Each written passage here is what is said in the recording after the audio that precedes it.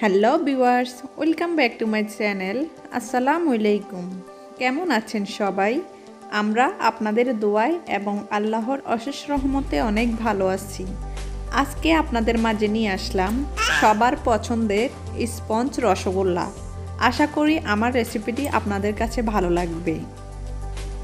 যদি ভালো লেগে থাকে সবাই আমার সাথে থাকবেন, আর যারা এখনও আমার চ্যানেলটি সাবস্ক্রাইব করেননি প্লিজ আমার চ্যানেলটি সাবস্ক্রাইব করুন, আর পাশে থাকা ছোট্ট নোটিফিকেশনের বেল আইকনটি ক্লিক করুন আমার চ্যানেলের নতুন নতুন ভিডিওর আপডেট পেতে। আর যারা আমার চ্যানেলটি সাবস্ক্রাইব করে আমার সাথে থেকেছেন তাদেরকে আমার পক্ষ থেকে অসংখ্য ধন্যবাদ। শুরু করা যাক আমার আজকের রেসিপিটি।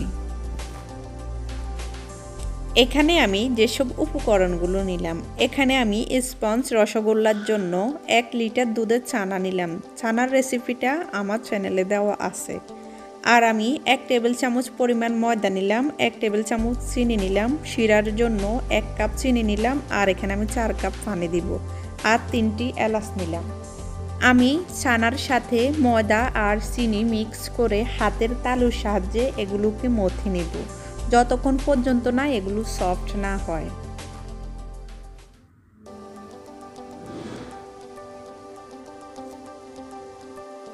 মিষ্টির জন্য ছানাগুলো আমি ভালোভাবে মথে নিলাম। যখন দেখবেন ছানাগুলোর মধ্যে কোনো দানা দানা ভাব নেই তখন বুঝতে পারবেন যে আপনার ছানাটা একদম পারফেক্ট আছে। যদি আপনি ছানাটা বেশি মথেন তাহলে আপনার মিষ্টি শক্ত হয়ে যাবে। আরেকটা পদ্ধতিতেও আপনারা বুঝতে পারবেন যে আপনাদের ছানাটা পারফেক্ট হলো কিনা। হাতের মধ্যে সামান্য একটু ছানা নিয়ে যদি গোল বলের মতো করে নেন, বলটা যদি কোনো ফাটা না থাকে তাহলে বুঝতে পারবেন যে আপনাদের ছানাটা পারফেক্ট আছে। আমার ছানাটা একদম আমি পারফেক্টভাবে মথে নিলাম। এখন আমি ছানাগুলোকে মিষ্টি শেপে ভাগ করে নিব। আমি আমার পছন্দ অনুযায়ী মিষ্টি বানাবো, আপনারা আপনাদের পছন্দ অনুযায়ী মিষ্টি শেপটা বাড়িয়ে কমিয়ে নিতে পারেন। যদি মিষ্টি আপনারা বড় চান তাহলে এখানে ছানা বেশি করে নিতে পারেন, আর যদি ছোট বানাতে চান তাহলে আপনারা এখানে কমিয়েও নিতে পারেন।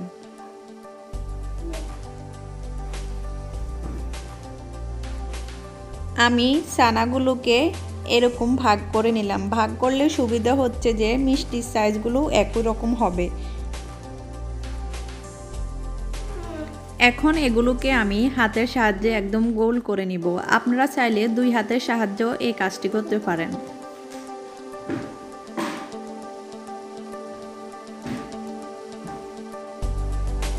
এইভাবে আমি সবগুলোকে ভালোর মতো করে নিব। আমি সবগুলোকে মিষ্টি শেপে দিয়ে নিলাম। আমার এখানে টোটাল 9টি হলো। আমি শিরার জন্য এখানে 1 কাপ চিনি আর 4 কাপ পানি দিলাম। এখন অপেক্ষা করব এগুলো ব্লক আসা পর্যন্ত। আমার শিরাগুলো ব্লক চলে এসেছে। এখন এখানে আমি সবগুলো মিষ্টি দিয়ে দিব।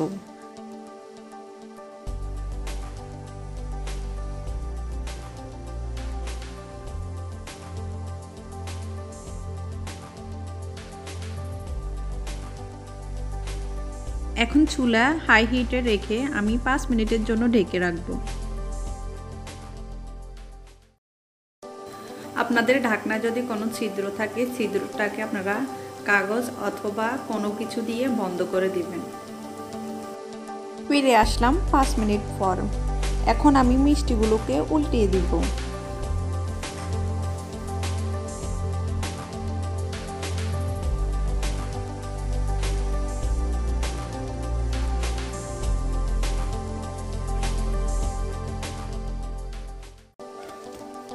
এখন আবার আমি মিডিয়াম হাই হিটে রেখে 5 মিনিটের জন্য ঢেকে রাখব।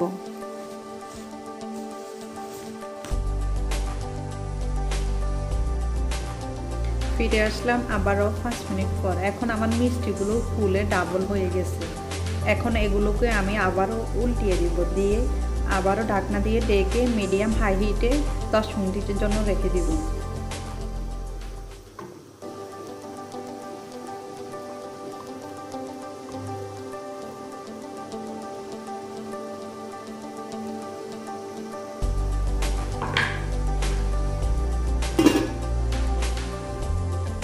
ফিরে আসলাম 10 মিনিট পর। আমার মিষ্টিগুলো একদম হয়ে গেছে। এখন এগুলোকে আমি 1 ঘন্টা বাইরে রেখে ঠান্ডা করে 4 ঘন্টার জন্য ফ্রিজে রেখে দিব।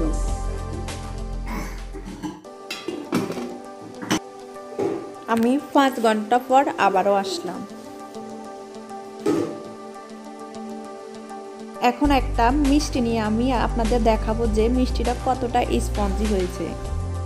একটা চামচ দিয়ে আমি মিষ্টিটাকে এরকম চেপে ধরলাম, মিষ্টিটা উপরের দিকে উঠে আসছে। যদি আপনার মিষ্টিটা একদম পারফেক্ট হয় তাহলে এরকম চেপে ধরলে মিষ্টিটা উপরের দিকে ফুলে উঠবে।